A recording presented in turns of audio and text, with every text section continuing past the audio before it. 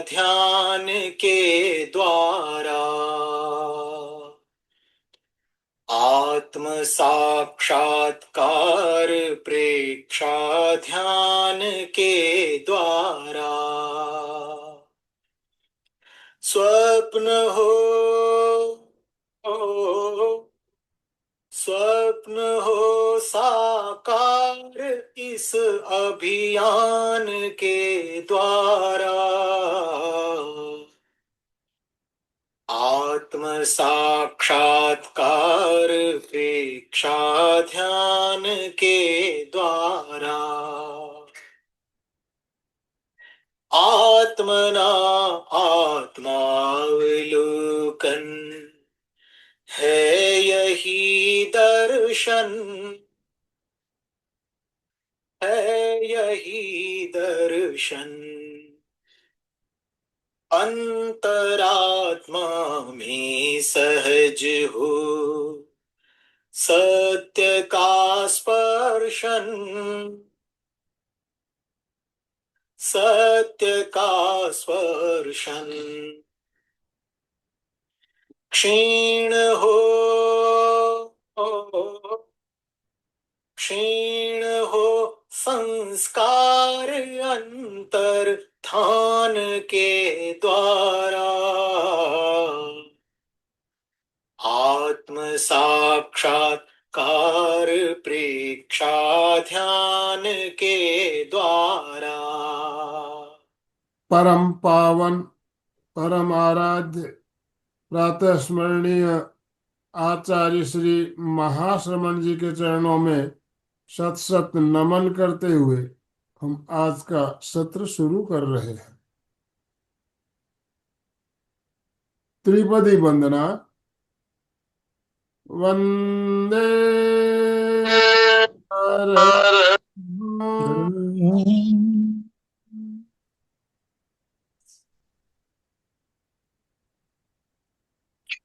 वंदे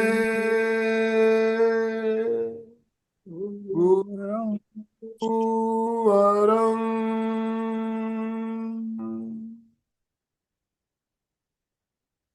वंदे सत्यम्।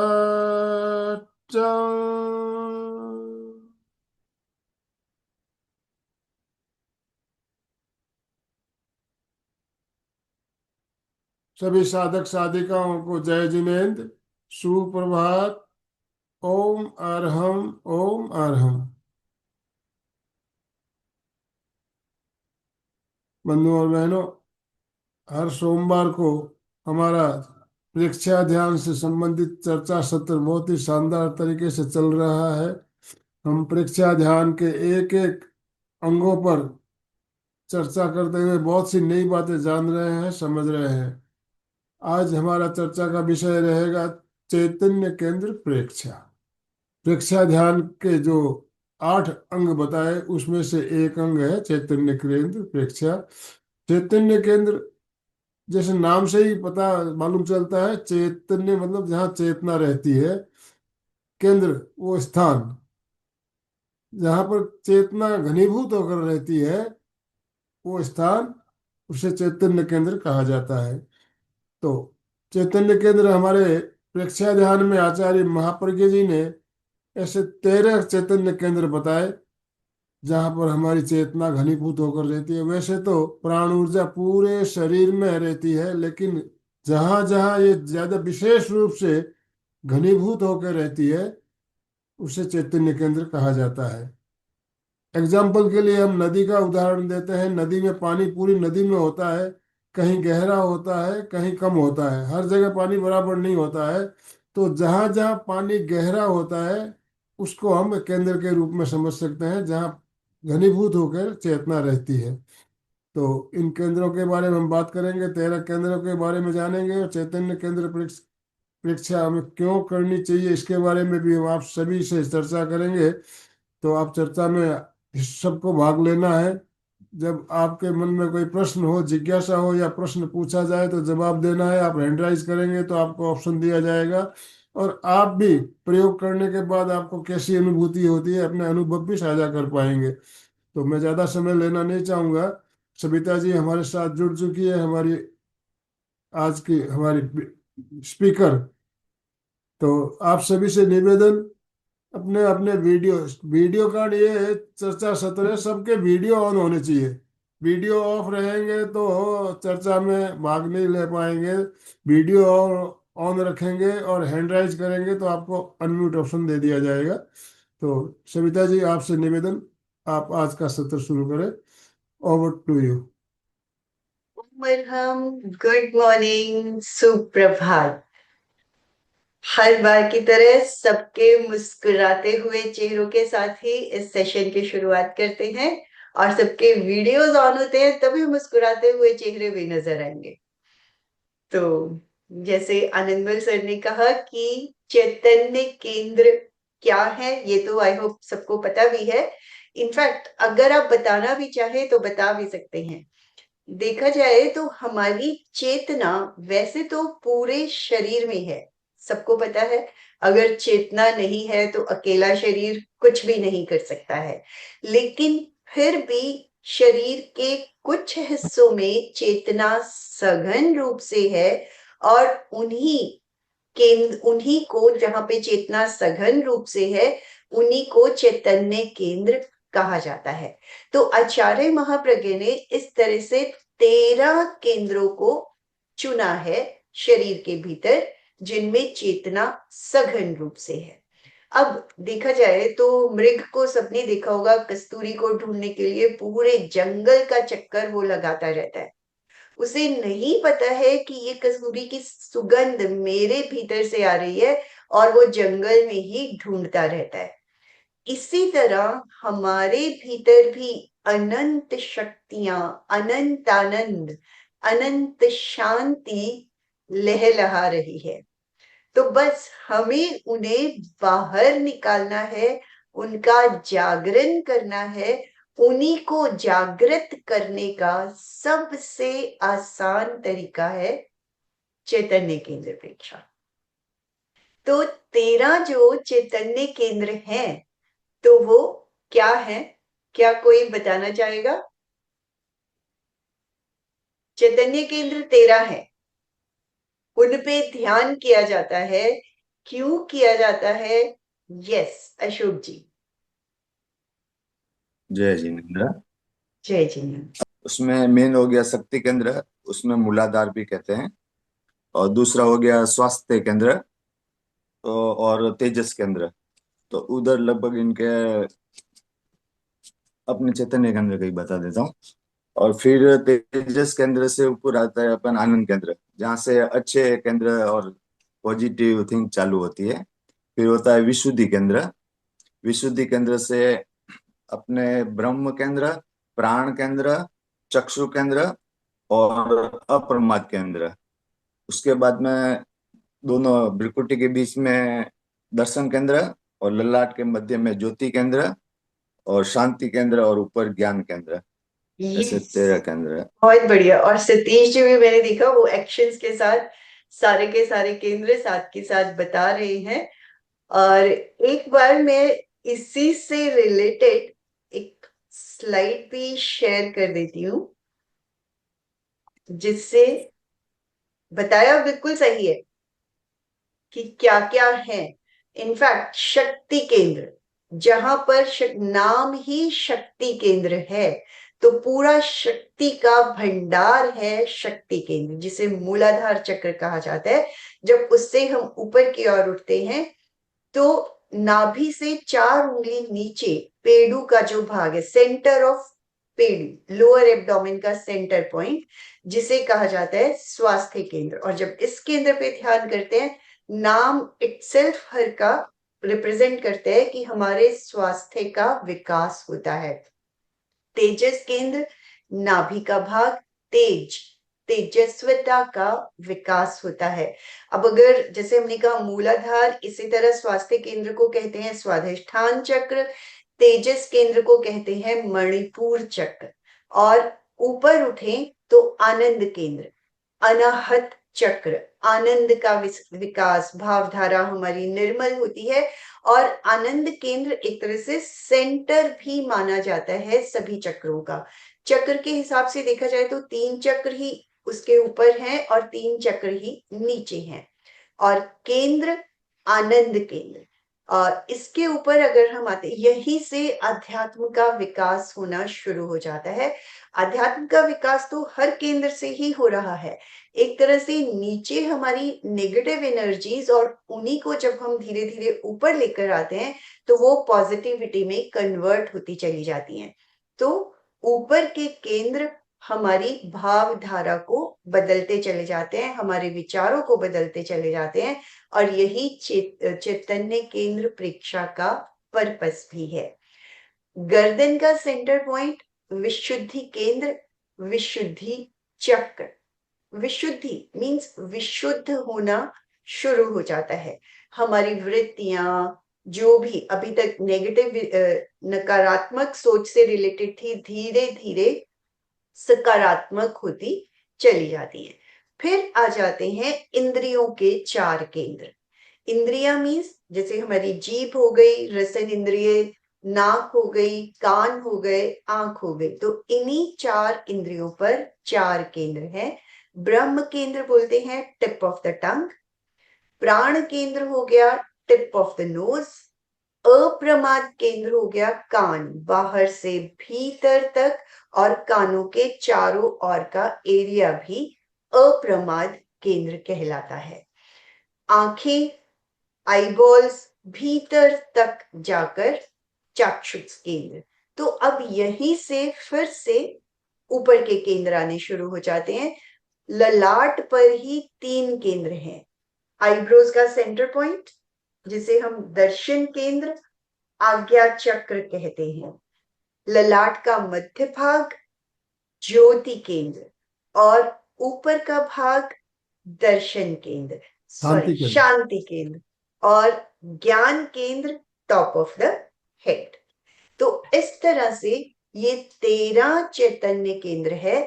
और जब हम देखते हैं, एक तरह से लोकेशन हम आगे से लोकेट कर पाते हैं, लेकिन देखना हमें पीछे तक होता है। मीन्स देखना चाहे आगे से शुरू किया, लेकिन रीढ़ की हड्डी तक, पीछे तक हमें जाना होता है। तो रीढ़ की हड्डी पर कितने केंद्र हैं? क्या कभी सोचा है कि कितने केंद्र होंगे रीढ़ की हड्डी पर? चंदा जी ने भी हैंड रेज किया है, बोलिए। सभी से जय जिनेन्द्र। जय जिनेन्द्र। 6 केंद्र है हमारी रीढ़ की हड्डी के ऊपर। कौन से? शक्ति केंद्र, स्वास्थ्य केंद्र, तेजस केंद्र, और हृदय का जो है आनंद केंद्र, आनंद केंद्र, विशुद्धि केंद्र। तो छठा कौन सा है? ये विशुद्धि केंद्र हो ना? 5 ही हुए हाँ, ना? 5 हुए। कोमल जी ने शक्ति लिखा केंद्र। है 5। यस, इनफैक्ट मैडम ये जैसे भी कंफ्यूज है, हैं जी। ये कंफ्यूज है कि जो विशुद्धि केंद्र है वो हमारी रीढ़ की हड्डी के ऊपर ही है ना? यहीं तक ही तो हाँ, हमारी लेकिन हड्डी। टोटल 5 ही हुए। विशुद्धि केंद्र को मिलाने के बाद 5 ही केंद्र हुए। तो रीढ़ की हड्डी पर 5 केंद्र आते हैं। शक्ति केंद्र, सही बोला, केंद्रों के नाम आपने सही बताए हैं, और 5 ही केंद्र आपने बोले हैं। तो रीढ़ की हड्डी पर 5 केंद्र आते हैं। Okay, thank you. देख, शक्ति केंद्र से शुरू हुआ। शक्ति केंद्र, स्वास्थ्य केंद्र, तेजस केंद्र, आनंद केंद्र, और विशुद्धि केंद्र। विशुद्धि केंद्र। इसके बाद इंद्रियां और मस्तिष्क का हिस्सा शुरू हो जाता है। पहले 4 केंद्र इंद्रियों पे आ जाते हैं, और फिर सारे के सारे चारों केंद्र मस्तिष्क के हिस्से में आते हैं। 4 इंद्रियों के प्लस 4 मस्तिष्क के, ठीक है। तो एक तरह से ये सब मिलाकर टोटल हमारे 13 चैतन्य केंद्र हो जाते हैं। आई होप ये पॉइंट सबको क्लियर हो गया होगा। यस। ठीक है। तो अब ये भी कहा जाता है कि पहले हमें सिर नीचे के केंद्रों पे अगर हम ध्यान करते हैं तो ऊपर के केंद्रों पर भी ध्यान करना जरूरी है। क्यों? जी शरीर में गर्मी हो जाती है तो ठंडक के लिए ज्योति केंद्र की अपेक्षा करते हैं। ये तो हुआ कि चाहे कोई भी प्रयोग हो, हमें ज्योति केंद्र प्रेक्षा पे ध्यान करना ही है।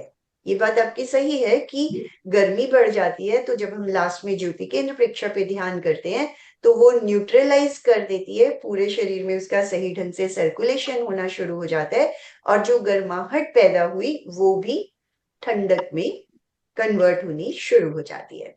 लेकिन 13 चैतन्य केंद्र जो है उनमें नीचे के केंद्रों से हम शुरू करते हैं। अब मान लो नीचे के केंद्रों पे करके हमने छोड़ दिया। कई बार ऐसा हो जाता है, कई बार इस तरह की बातें सुनने में आती हैं साधकों से कि अरे समय की कमी थी तो हम लोग तो अभी तक बाई चांस तेजस केंद्र ज्यादा से ज्यादा आनंद केंद्र तक ही कर पाए, उसके बाद हमने छोड़ दिया। और वो चीजें उनकी कई बार रेगुलर प्रैक्टिस में भी आ जाती हैं। सोचते हैं अरे ठीक है ना, अगर हमने 10 मिनट 15 मिनट भी कर लिया, शुरू तो नीचे से ही कर लें। क्योंकि वही स्ट्राइक करते हैं कि क्योंकि चैतन्य केंद्र है, शक्ति केंद्र से ही शुरू होता है, तो हमें शुरू तो नीचे से ही करना होगा। और वो ऊपर तक नहीं पहुंच पाते हैं और कई बार बीच में ही छोड़ देते हैं। तो क्या ये सही है? नहीं, नहीं। तो क्या करना चाहिए? इसीलिए ज्योति केंद्र आज्ञा पर करते चक्र हैं। पे ध्यान देंगे तो हमें आज्ञा चक्र पे ध्यान देना चाहिए ताकि पूरे एक्टिवेट हो जाते हैं आज्ञा चक्र पे करने से। हाँ हाँ। और कोई कुछ इसके बारे में क्या कहना चाहेगा? चंदा जी ने हैंड रेज यस, किया है, बोलिए। सुचेता जी बोलिए। सीता जी, हाँ बोलिए। क्योंकि वो तो नीचे के वासना केंद्र रहते हैं, तो अपने अध्यात्म का जो होता है और ज्योति केंद्र किया तो शांति भी मिलती है, गर्मी में तो वो भी कम हो जाती है जो शरीर में आती है। Yes yes. इसलिए ऊपर के केंद्रों पे करना चाहिए। ठीक है। अशोक जी, आप क्या कहना चाहते हो? जय जिनेन्द्र। जय जैसे जिनेन्द्र। अपने शक्ति केंद्र, स्वास्थ्य केंद्र और तेजस केंद्र पे ध्यान तो करना ही होता है, क्योंकि वहां से अपने ऊर्जा को ऊर्ध्वारोहण करना है। और जो शक्ति और उत्पन्न होती है उसको अपन आनंद केंद्र, विशुद्धि केंद्र और जैसे जैसे ज्ञान केंद्र तक ले जाते हैं तो वो उस पूरी शक्ति का बैलेंस होता है। क्योंकि खाली एक शक्ति काम नहीं आती है, वो उसका जब मैनेज होता है तो ही अपने को काम होता है।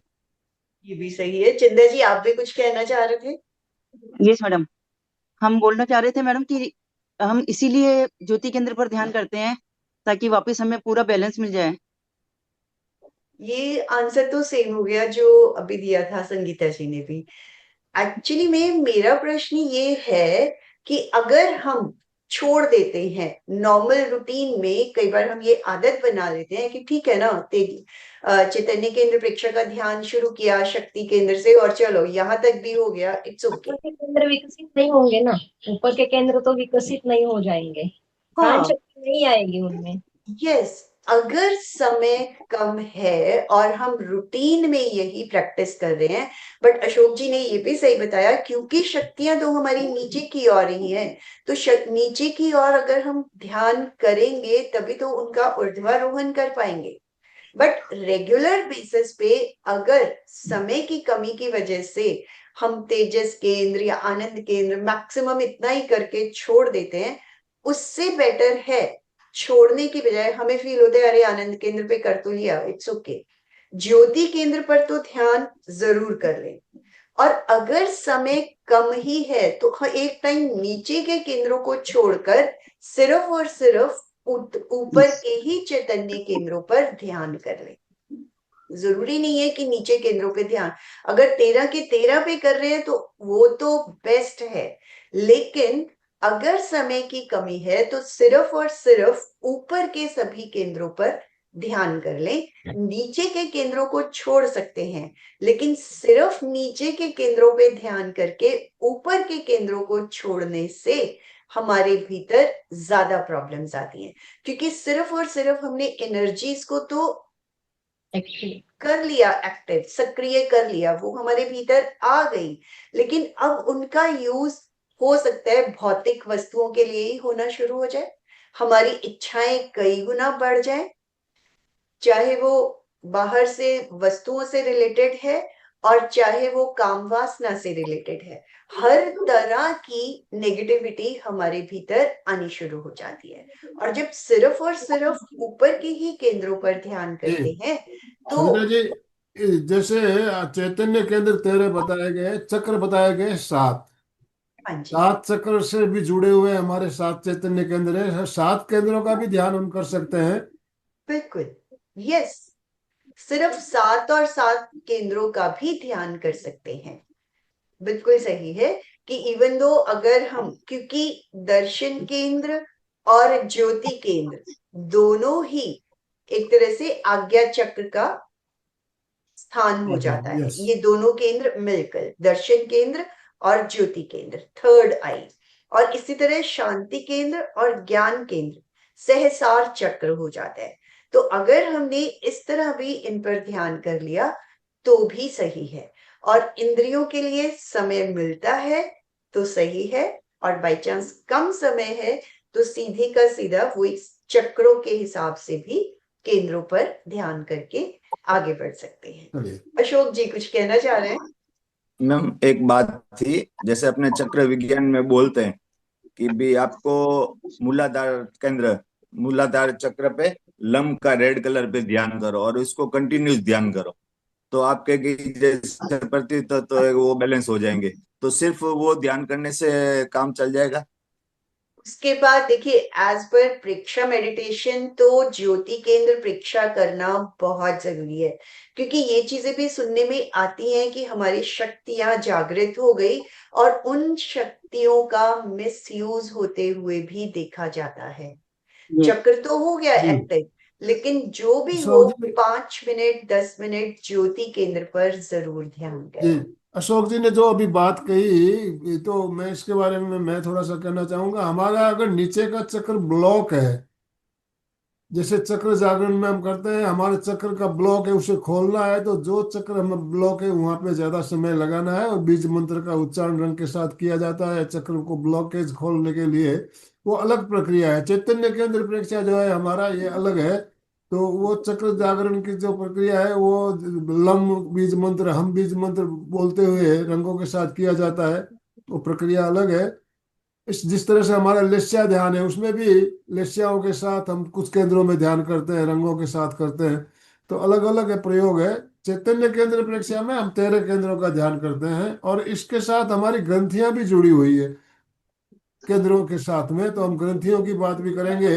कारण जब तक ग्रंथियों से क्या संबंध है हम नहीं समझेंगे, तब तक केवल चक्रों की बात करने से या केंद्रों की बात करने से मेरे ख्याल से हमारा ज्ञान अधूरा रह जाएगा। तो आप ग्रंथियों से क्या संबंध है सविता जी, इसके बारे में भी हम बात यस, करें। बिल्कुल। यस, चंदा जी बताना चाह रही हैं, बताइए। नहीं मैडम, ये मैं ये नहीं बताऊंगी, मैं ये पूछना चाह रही हूँ कि और सब जगह तो केंद्रों पे ध्यान हो जाता है, पर ब्रह्म केंद्र और अप्रमाद केंद्र ये दोनों रह जाते हैं, तो अ, इस पे क्या अलग से करना चाहिए? बिल्कुल करना चाहिए, और डायरेक्टली इनडायरेक्टली जब हम ध्यान में ये कहते हैं कि जीभ को अधर में छोड़ दें या जीभ को तालू से लगा लें या दांत के बीच में हल्का सा दबा दें, तो ये जो भी 3 4 प्रयोग हैं उसमें ध्यान के साथ ही ब्रह्म केंद्र का भी अपने आप ही हो जाता है। और जो एक्सरसाइजेस, कान से रिलेटेड एक्सरसाइजेस, यौगिक क्रियाएं करते हैं, या कोई भी आसन जिसमें दोनों हाथ कान से सट जाते हैं, चाहे वो यस। लेट के किया, चाहे बैठ के किया, चाहे खड़े होके किया, हर आसन में ब्रह्म के ये अप्रमाद केंद्र हमारा ऑटोमेटिकली एक्टिवेट हो जाता है। और ओके। अलग से भी अगर कर सकते हैं तो वो तो बहुत ही अच्छी बात है। और जीभ को अधर में लटकाने का प्रयोग तो आप दिन भर भी प्रैक्टिस कर सकते हैं, यस यस तो मैडम। ऑटोमेटिकली ही हमारा ब्रह्म केंद्र एक्टिवेट हो जाता है। तो किसी भी तरह से रख लिया, चाहे तालू से पूरी तरह चिपका दिया, चाहे दांतों के बीच में हल्का सा दबा दिया, चाहे दांत के और जो हमारे ये गम्स होते हैं इनके मूल पर जीभ को टिका दिया। तो कोई भी प्रयोग जिसमें कि जीभ की सक्रियता कम हो जाए, उसका मूवमेंट बंद हो जाए, वही ब्रह्म केंद्र का ध्यान है। Okay, thank you madam. ठीक, तो कौन सी ग्रंथियां हैं जो, कौन सा केंद्र ब्लॉक है, कैसे पता चलेगा? जिन केंद्रों पे मन कम टिकता है, ज्यादातर देखने में भी आया होगा, कुछ केंद्रों पे एक्चुअली ये भी जल्दी पता नहीं लगता है, it's not that easy. Moolchand ji कुछ पूछना चाहते हैं। मूलचंद जी, आपने कुछ मैसेज किया था पढ़ने के प्रश्न, बारे में। हाँ, ये जो ऑलरेडी आया है, भाई ये मूलचंद जी का ही है। कौन सा केंद्र ब्लॉक होता है तो उसका पता कैसे चले? हम लोग करते तो हाँ है जी, ध्यान, लेकिन पता नहीं चलता है कुछ भी। हाँ, असल में तो देखिए, एज पर अगर हम चैतन्य केंद्र प्रेक्षा देखें तो वो हर केंद्र पे ही ध्यान करवा देता है। तो ऑटोमेटिकली अगर कहीं पे कोई ब्लॉकेज है भी तो वो अपने आप खुलती चली जाती है। और सेकेंडली, प्रेक्षा ध्यान में ही ये भी कहा जाता है, और वैसे ये हमें जल्दी से पता नहीं लगता है, वो हम पुराने साधक और रेगुलर प्रैक्टिस करते चले जाते हैं तो ही हमें पता लगता है कि कोई केंद्र हमारा ब्लॉक है। और एज पर प्रेक्षा ध्यान, जिन केंद्रों पर हमारा ज्यादा मन टिकता है या हमें अच्छा लगता है जिन केंद्रों पे ध्यान करना, ऐसा होता है, तो वो ऑलरेडी निर्मल हो चुके हैं। लेकिन जिन पे हमारा मन नहीं टिकता है, वो ही केंद्र ब्लॉक है। तो अल्टीमेटली अभ्यास के साथ जब हम उन्हीं केंद्रों पर ज्यादा समय देना शुरू कर देते हैं तो वो भी धीरे धीरे खुलना शुरू हो जाते हैं, प्रेक्षा ध्यान की भाषा में निर्मल होना शुरू हो जाते हैं। तो प्रयोग एक तरह से, चाहे वो कोई भी ध्यान की पद्धति हो, पर्पस सबका एक ही रहता है। चाहे हमने एक एक परीक्षा ध्यान में भी आप एक एक केंद्र पे ध्यान कर सकते हो, बट ये मस्ट है कि चाहे एक केंद्र पे ध्यान किया, ज्योति केंद्र पर ध्यान जरूर करें। तो अल्टीमेटली वही सब हमारा, जो शक्तियां जागृत हो रही हैं, जिस केंद्र का बैलेंस हो रहा है या जिस पे ध्यान करने से वहां की उस पर्टिकुलर केंद्र की ही शक्तियां जागृत हो रही हैं, तो वो ही बैलेंस होकर पूरे शरीर में फैलना शुरू कर देगा। मैम, जैसे तीर्थंकर चरित्र को देखते हैं या मूर्ति को अपन निहारते हैं तो उनकी वो नाक के टिप पे ही ध्यान रहता है और प्राय प्राय उनके ध्यान उसके ऊपर ही ज्यादा होता है। बिल्कुल, यस, क्योंकि एकाग्रता बढ़ती है, प्राण शक्ति बढ़ती है, एक तरह से हमारे विचारों में परिवर्तन आना शुरू हो जाता है।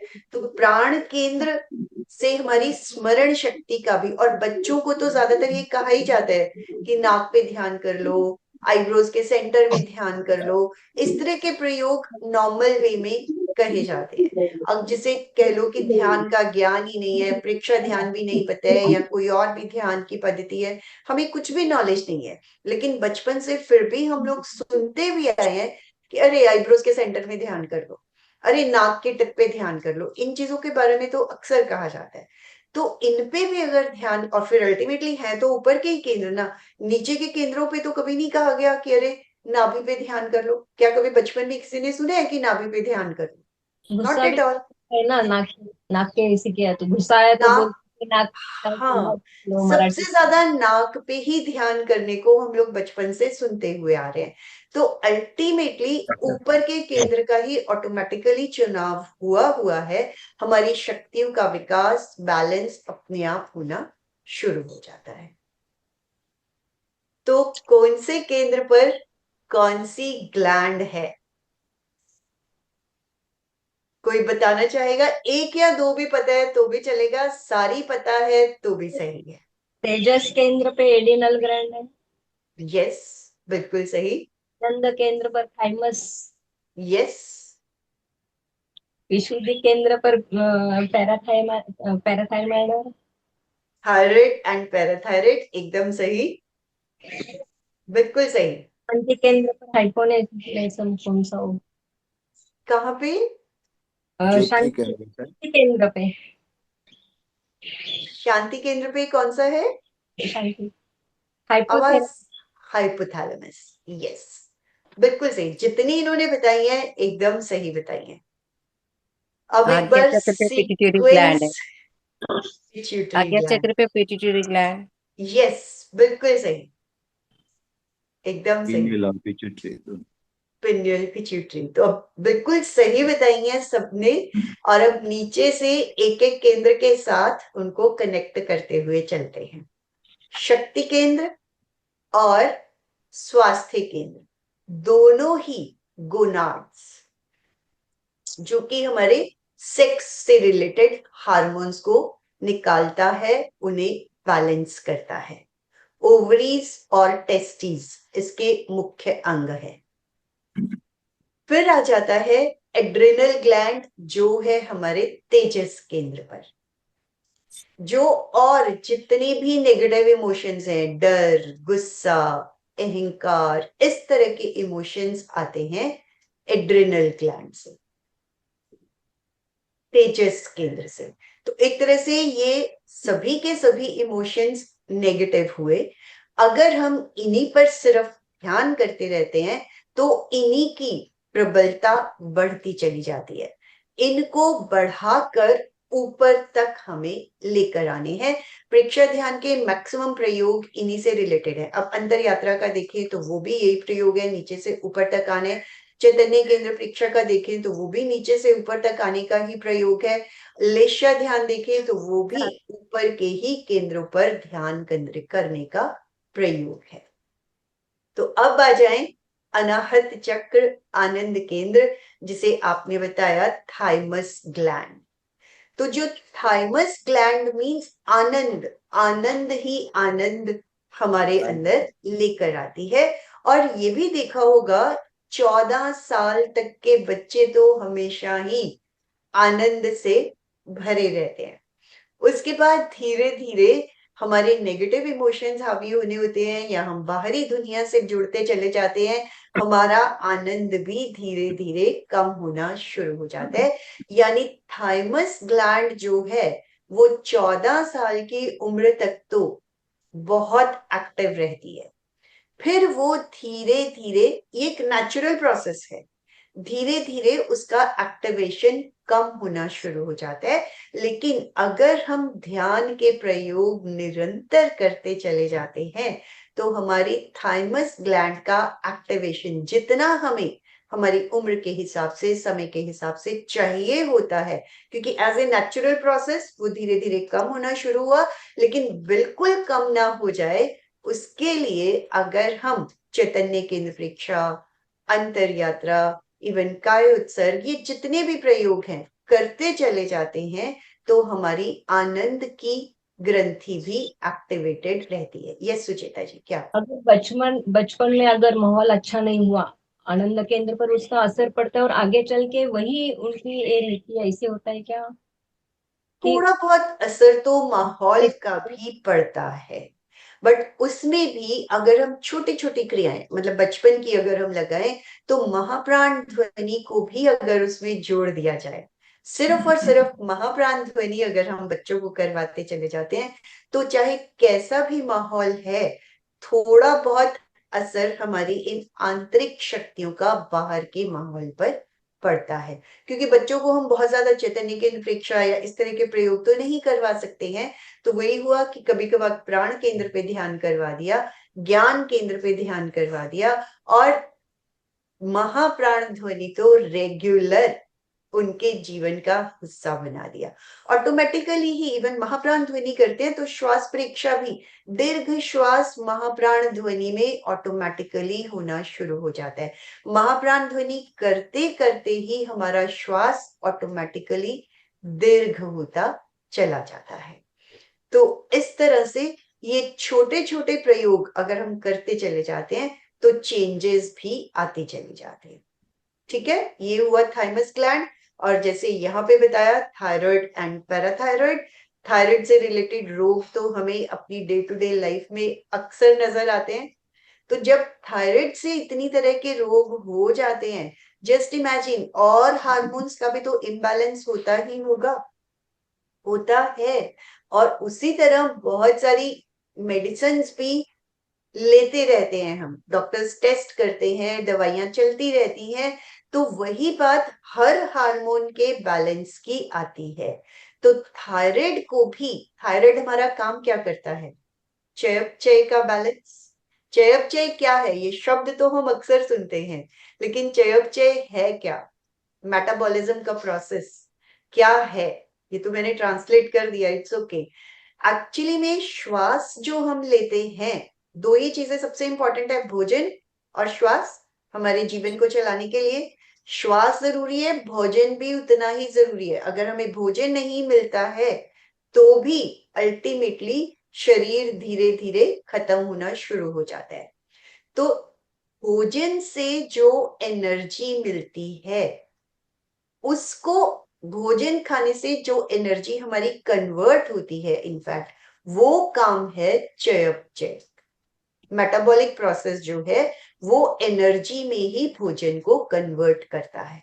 तो अगर हमारा थायराइड ग्लैंड बैलेंस नहीं है, तो जो हमें भोजन से एनर्जी मिलनी चाहिए वो हमें सही ढंग से नहीं मिल पाती है। श्वास की एनर्जी हमें मिली थाइमस ग्लैंड, लंग्स, हार्ट, यहाँ पे श्वास की एनर्जी पूरे शरीर में सर्कुलेट हो रही है। यहाँ से जो भोजन से हमें एनर्जी मिलनी है वो एक तरह से पूरे शरीर में सर्कुलेट हो रही है, और ये दोनों एनर्जीज मिलकर ही हमारे शरीर को चलाती है। दोनों में से एक का भी लेवल एक्स्ट्रा ऑर्डिनरी कम हो जाता है तो शरीर का चलना मुश्किल हो जाता है। तो थायराइड ग्लैंड चयापचय को रेगुलेट करती है।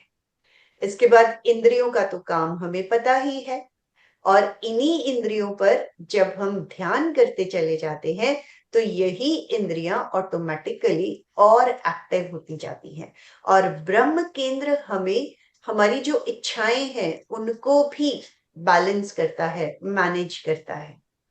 इवन हमारी जो वृत्तियां जितनी भी नेगेटिव हैं, चाहे वो काम वासना है, चाहे वो भौतिक दुनिया से हमारी इच्छाओं से जुड़ी हुई है, उन सभी को रेगुलेट करती है ब्रह्म केंद्र। प्राण केंद्र, प्राण शक्ति यहीं से जा रही है, तो ऑब्वियसली प्राण शक्ति का विकास हमारे भीतर हो रहा है। अप्रमाद केंद्र विवेक को जागृत करता है, आलस को दूर करता है। कानों की एक्सरसाइजेस पे तो आजकल बहुत ज्यादा जोर दिया जा रहा है कि दोनों कानों को पकड़कर उठक बैठक लगाना, जो बचपन में एक पनिशमेंट भी स्कूल की होती थी हमारे बचपन में। आजकल नहीं, हमारे बचपन में तो ये अक्सर होती थी कि दोनों कानों को पकड़ो और उठक बैठक लगाओ। तो इस तरह की ये जितनी भी क्रियाएं हैं, अप्रमाद केंद्र, इवन जो व्यसन हम लेते हैं, ड्रिंकिंग, स्मोकिंग, इन सबको भी दूर करने में अप्रमाद केंद्र बहुत सहायक है। अभी के जमाने में सॉरी के लिए इसे पकड़ते हैं। राइट, हाँ, बस बिल्कुल सही है। पर चलो, कम से कम इतना तो है अभी तक।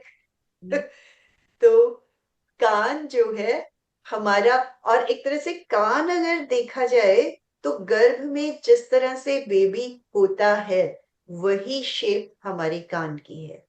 तो अल्टीमेटली हमारे जीवन को और शरीर की जो बैलेंसिंग है वो भी कानों के माध्यम से ही होती है।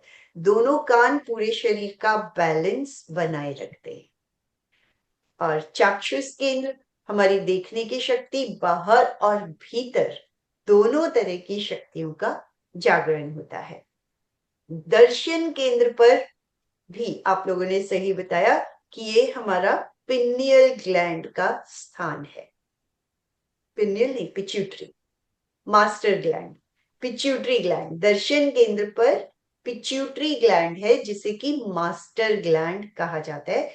ये जो स्राव छोड़ती है ये बाकी की ग्लैंड्स को एक्टिवेट करती है कि तुम तैयार हो जाओ, हमें इस जगह पे इसकी जरूरत है, इस जगह पे इसकी जरूरत है। इस तरह से वो हार्मोन एक्टिवेट होकर जहां पर शरीर की जिस तरह से जरूरत होती है वो पूरी होनी शुरू हो जाती है। इसीलिए इसको मास्टर ग्लैंड कहा जाता है, ताकि ये बाकी की सारी ग्लैंड्स को एक्टिवेट कर सके।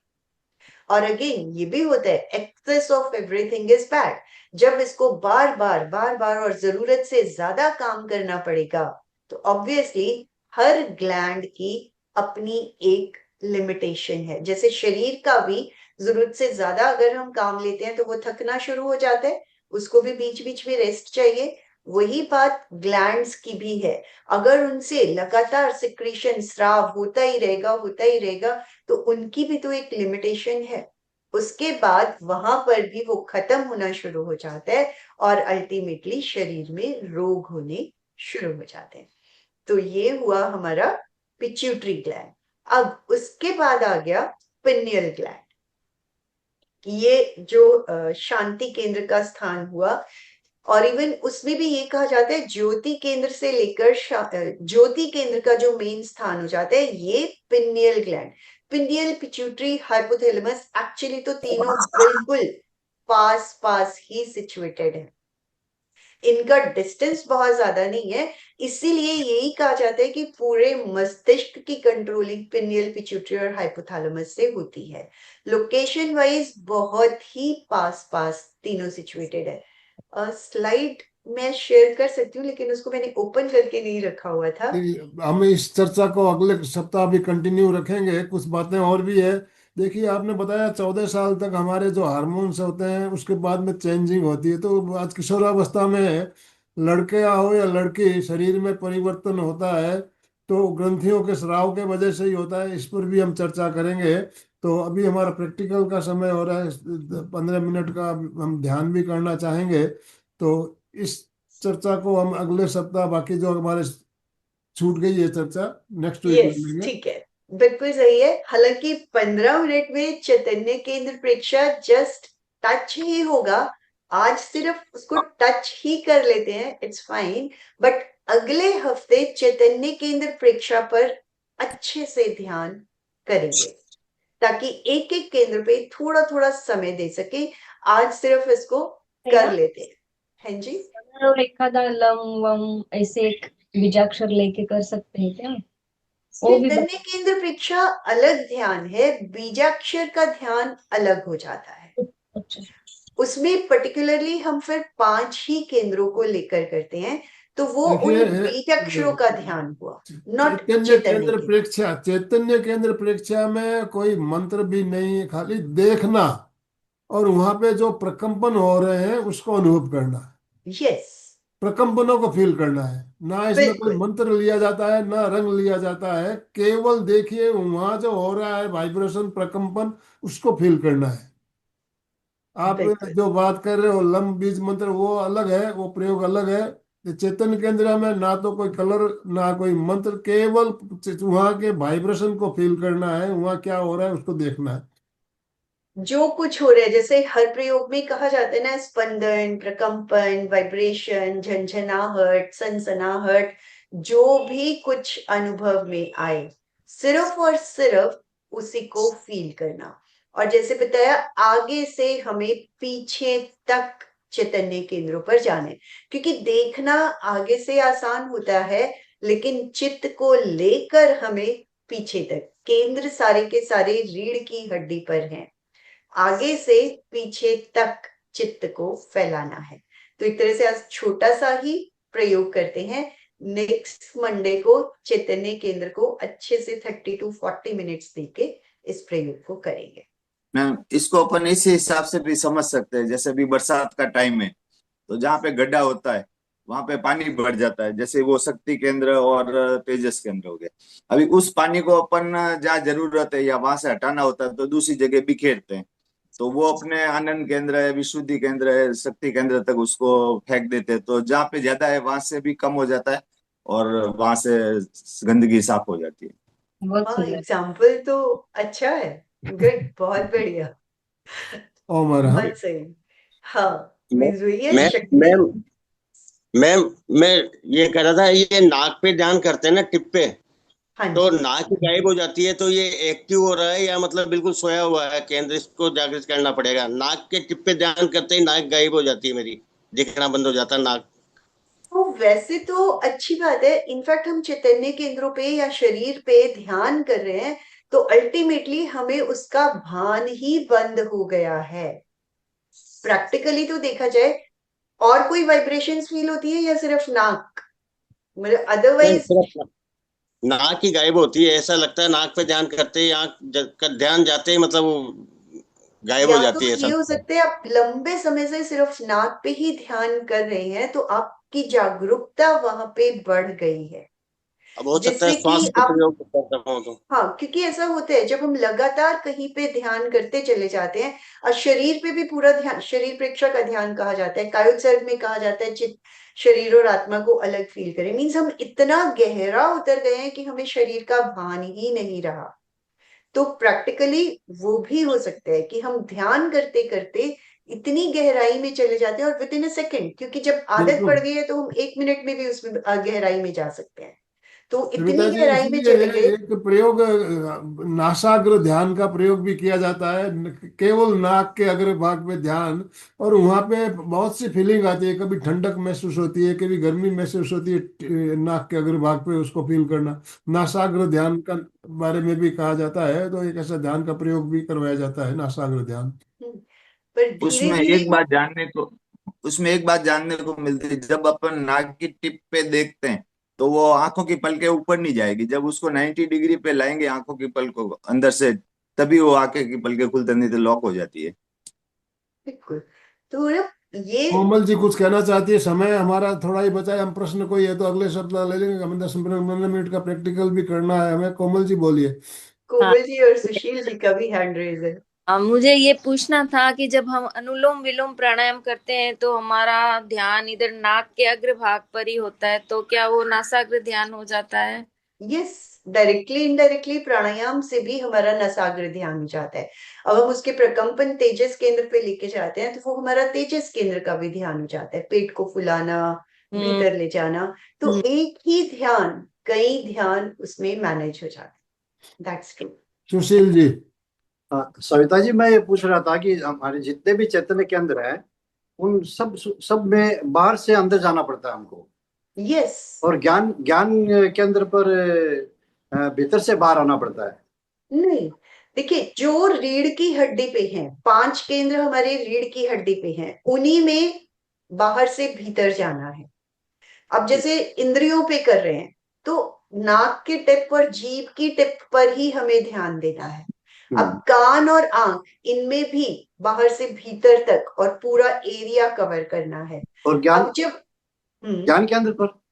अभी आ रही हूँ मैं। हाँ, दर्शन केंद्र और ज्योति केंद्र, और इनफैक्ट सही बात है, ध्यान करने से पहले इस चीज का पता भी होना चाहिए कि हमें किस तरह से ध्यान करना है। दर्शन केंद्र और ज्योति केंद्र पर भी आगे से पीछे तक, लाइक मस्तिष्क की दीवार जिसे कह देते हैं, पूरे मस्तिष्क में भीतर तक। अब ये चारों केंद्र हमारे मस्तिष्क के आ रहे हैं, तो एक तरह से मस्तिष्क के भीतर ही हमें चित्त को फैलाना है, लेकिन इन 2 केंद्रों में आगे से पीछे तक फैलाना है। और जब हम शांति केंद्र और ज्ञान केंद्र पर आते हैं, तो इन दोनों केंद्रों पर जैसे प्रकाश, कोई दीपक जल रहा होता है, दीपक का प्रकाश चारों ओर फैल रहा होता है, तो वही प्रकाश हमें यहाँ से मस्तिष्क के भीतर फैलाना है। ठीक है सविता जी, ओके। धन्यवाद बेटा। या प्रदीप और जी, अगले वीक है प्रदीप ना, जी। आप स्टार्टिंग में ही प्रैक्टिकल ले लीजिए। पहले प्रैक्टिकल ले पहले लेंगे थोड़ा ज्यादा, लंबा। मैं भी, सही आपने भी कहा, और मेरे दिमाग में भी ये चल रहा था, क्योंकि फिर प्रैक्टिकल के लिए समय कई बार नहीं बचता बिना है। बिना लंबा चले वो क्या है, उसका होता नहीं इस है। वाले में मजा नहीं आएगा। हाँ सविता जी। जी, बिल्कुल। तो प्रदीप जी को हम बिल्कुल। पहले ले लेते हैं, इसके बाद जितना समय बचेगा हम छोटा सा भी प्रयोग करेंगे उस एंड में। और अगले सप्ताह हम पहले प्रैक्टिकल 20-25 मिनट का करके उसके बाद चर्चा सत्र शुरू करेंगे। 30-35 मिनट का करके फिर चर्चा सत्र शुरू यस, करेंगे। प्रदीप जी बोलिए। यस। हाँ दीदी जी, वो जो आपकी आवाज में जो ध्यान होता है ना, बहुत अच्छा लगता है। लेकिन जो ध्यान होता है ना, तो क्या होता है, ध्यान के जैसा आपने कहा गहरे तक जाने का, तो गहरे तक पहुंच जाते हैं, लेकिन प्रॉब्लम हो जाता है कि नींद लग जाती है, कोई पता ही नहीं चलता। नींद आना भी, अभी हम उतने जागरूक नहीं है एक्चुअली में, और धीरे धीरे प्रैक्टिस करते चले जाएंगे ना, तो अपने आप वो नींद की स्थिति भी कम होती जाएगी। और जैसे होता है कि हम हर प्रयोग, कोई भी काम करते हैं उससे पहले अपने माइंड को एक मैसेज देते हैं तो ये कोशिश कीजिए कि जब आप ध्यान में बैठ रहे हैं तो अपने शरीर को ये मैसेज दे दें कि मैं पूरे ध्यान काल तक जागरूक रहूंगा।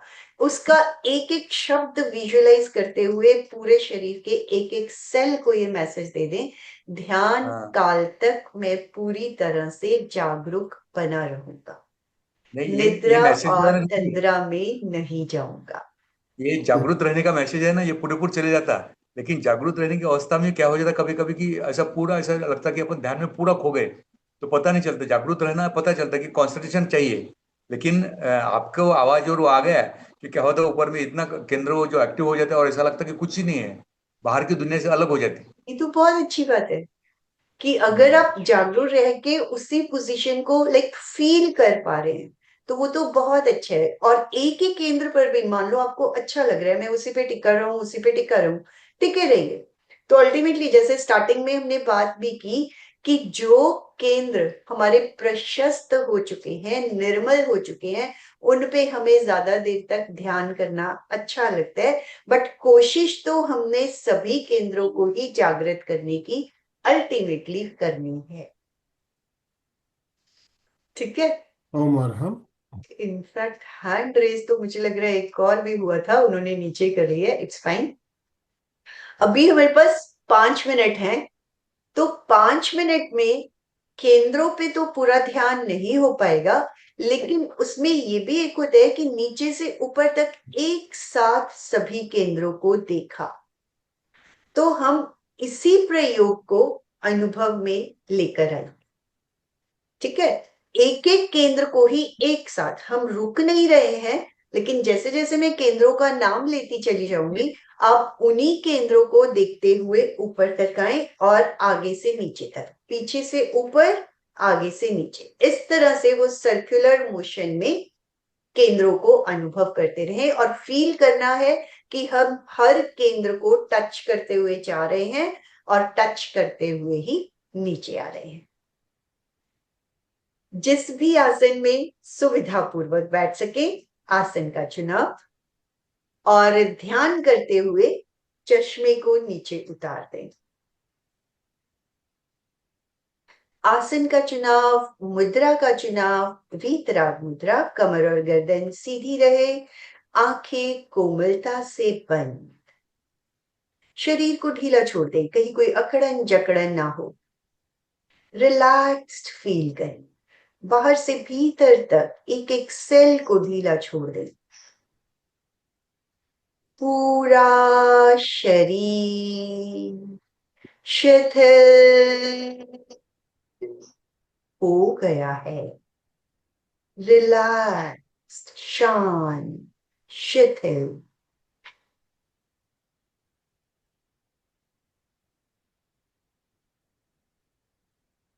चित्त को शक्ति केंद्र पर ले जाएं, धीरे धीरे ऊपर उठाएं, स्वास्थ्य केंद्र, तेजस, आनंद, विशुद्धि, ब्रह्म, प्राण, अप्रमाद केंद्र, चाक्षुष, दर्शन, ज्योति, शांति, ज्ञान केंद्र। और इसी तरह नीचे आना शुरू करें, ज्ञान केंद्र से शांति, ज्योति, दर्शन, चाक्षु, अप्रमाद, प्राण, ब्रह्म, विशुद्धि, आनंद, तेजस, स्वास्थ्य केंद्र, शक्ति केंद्र।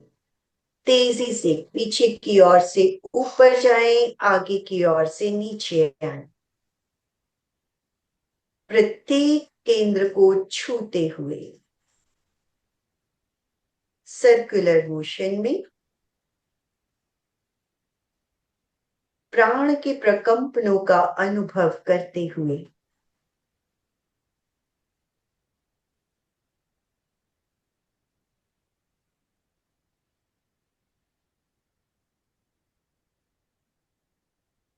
नीचे से ऊपर, ऊपर से नीचे, चित्त की यात्रा प्रत्येक केंद्र को छूते हुए चलती रहे।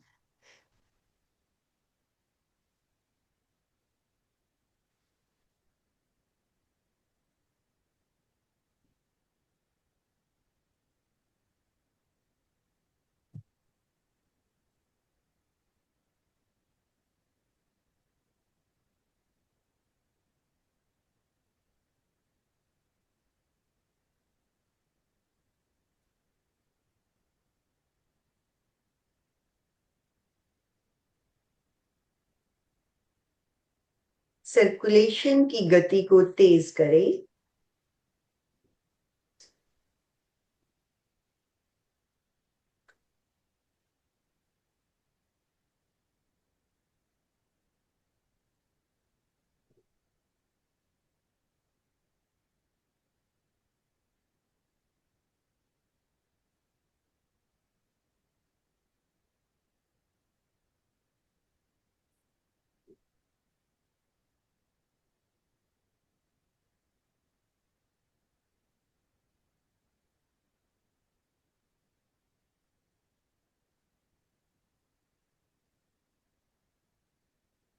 पूरा ध्यान चैतन्य केंद्रों पर।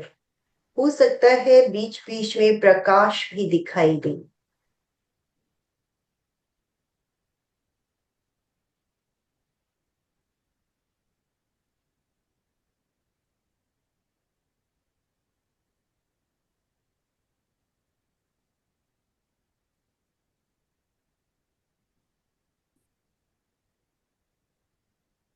चैतन्य केंद्रों का ही प्रकाश शरीर में फैल रहा है।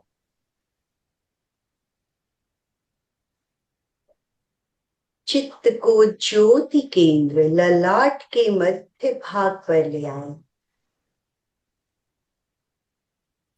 चमकते हुए श्वेत रंग का ध्यान ज्योति केंद्र पर।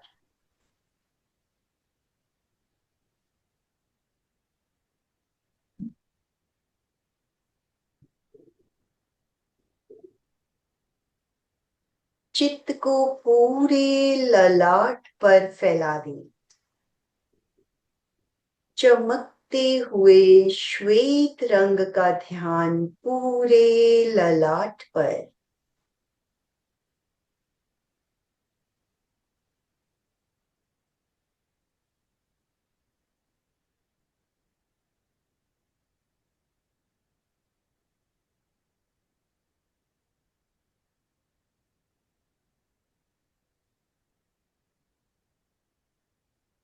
ललाट के भीतर चमकते हुए श्वेत रंग के परमाणु एंटर कर रहे हैं। पूरा ललाट श्वेत रंग के परमाणुओं से भर गया है।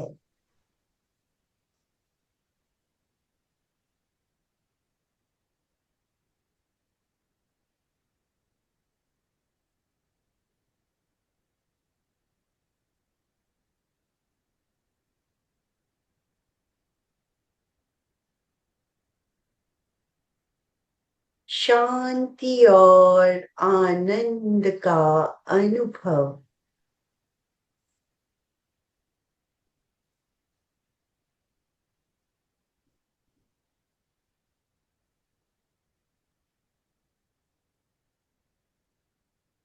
शांति और आनंद से भरे हुए लौट रहे हैं। 2-3 लंबे श्वास।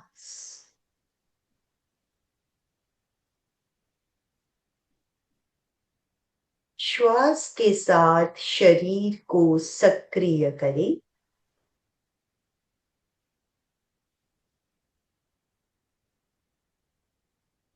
एक बार शरण सूत्र का उच्चारण।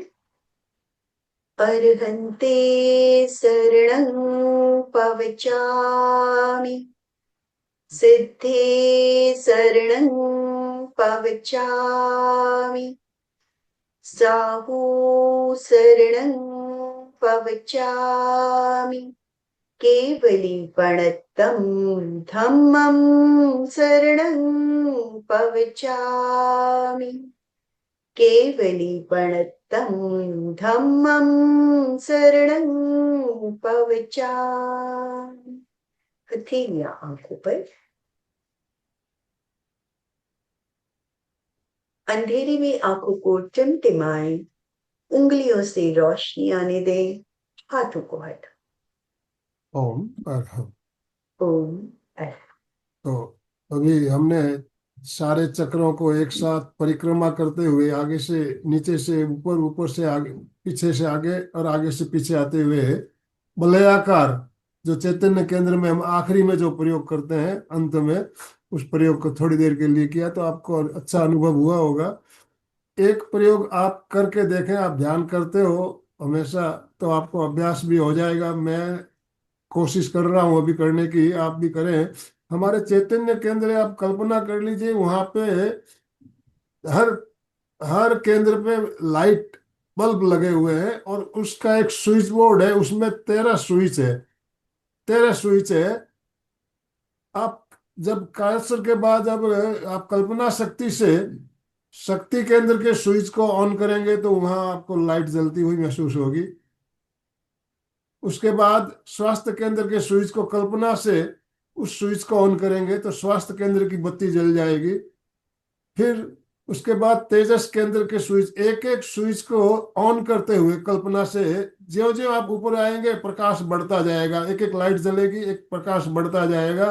और जब सारे चैतन्य के अंदर हमारे लाइट जल जाएगी तो पूरा प्रकाश फैल जाएगा। आप प्रयोग अभ्यास करके देखिएगा कैसा लगता है और नेक्स्ट वीक हमें बताइएगा। यस, सही है। बहुत ही बढ़िया, ठीक बात है। उसी के प्रकाश को हमें अपने भीतर फील करना है। यस। ओम अरहम। तो समापन की ओर चले। दोनों हाथ जोड़ते हुए, रीढ़ की हड्डी गर्दन सीधी रखते हुए, आंखों को कोमलता से बंद रखते हुए मेरे साथ साथ सभी मानसिक उच्चारण करें। मैं चैतन्यमय हूँ, मैं आनंदमय हूँ, मैं शक्तिमय हूँ। मेरे भीतर अनंत चैतन्य का, अनंत आनंद का, अनंत शक्ति का सागर लहरा रहा है। इसका साक्षात्कार करना ही मेरे जीवन का परम लक्ष्य है। हमारा आज का दिन मंगलमय हो, आनंदमय हो, शांतिमय हो। इन्हीं शुभ भावनाओं के साथ ओम शांति शांति शांति। कृतज्ञोस्मि, हम सब गुरुदेव के आभारी हैं। कृतज्ञोस्मि, हम सब गुरुदेव के आभारी हैं। कृतज्ञोस्मि, हम सब गुरुदेव के आभारी हैं। ओम अरहम। सविता जी बहुत बहुत धन्यवाद। जितने भी भाई बहन जुड़े सभी का बहुत बहुत आभार, बहुत बहुत धन्यवाद। अशोक जी स्लोगन के साथ समापन। जय जिनेन्द्र। सभी साधक साधिका एक साथ में उच्चारण करेंगे। फिटनेस का डोज 1 घंटा घंटा हर हर रोज। रोज। फिटनेस का डोज 1 1 घंटा हर हर रोज। रोज। फिटनेस का डोज 1 1 घंटा घंटा हर हर रोज। रोज।